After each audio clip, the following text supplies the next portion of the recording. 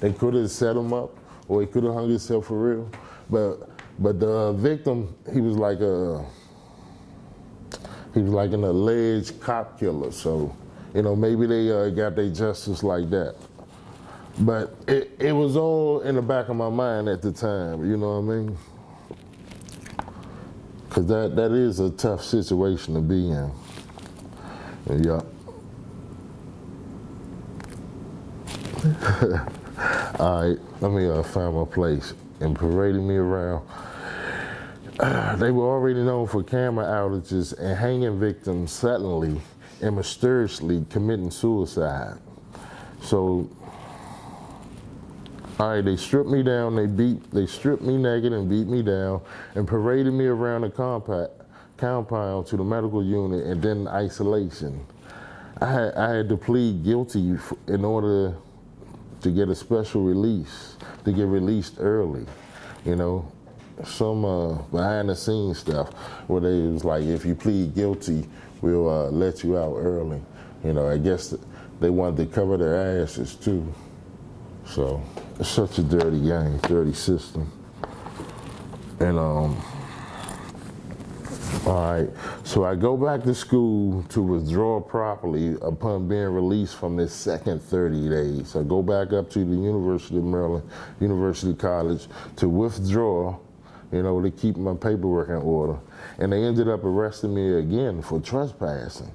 So, you know, this time I give them my mother's address and they let me go. And I gotta go and withdraw again and pick up my property. But this time I take my brother, you know, as some sort of equalizer. So, so the rearrest plot won't work again, you know what I'm saying? He talks my mother into letting me stay again once we get past that part.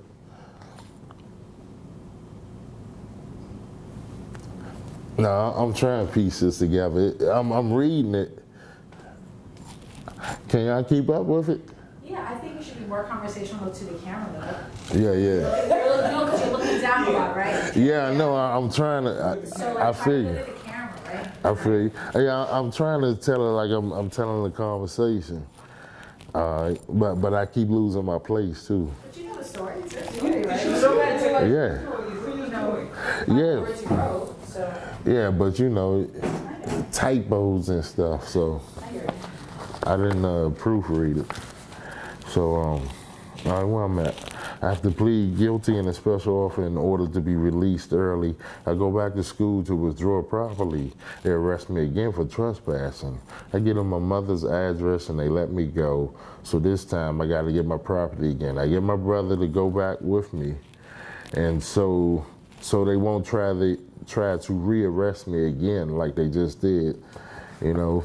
So we get past that part, you know.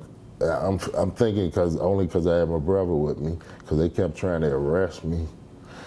That's like a one-track mind. All right, but he ended up talking to my mother. She let me stay there again. I stayed there for like a couple of months, maybe 7 months. Okay, after leaving and being out on my own again, I secured some type of housing by renting a room. First I'm in Brentwood, Maryland, and then I moved to Gaithersburg, Maryland. And, you know, it was a whole new experience for me. I eventually left there due to having no windows and no vents in my room, which is a housing code violation. And as far as the Brentwood room, it was freezing, you know, and it was an add-on to the house, so. This seemed like extra information, but you know, we can always edit it. So being a housing code violation, I withheld my rent, you know, a little bit and decided to go to court with him, even though it was a housing code violation on his part. And they telling me I lost my case because they told me I couldn't withhold my rent like that. You know, there's a lot of complications, landlord-tenant type stuff.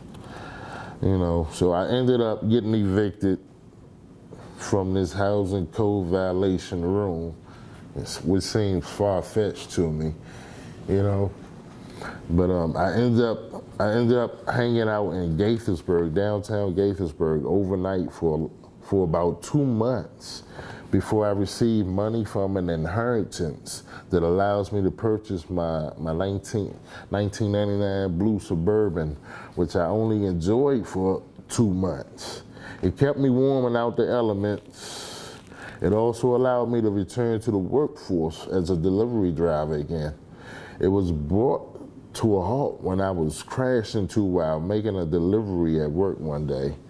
I got temporary housing for about 5 months with a friend of the church, where I got to hang out with a homeless cousin. You know, my cousin was in the area where I was staying at.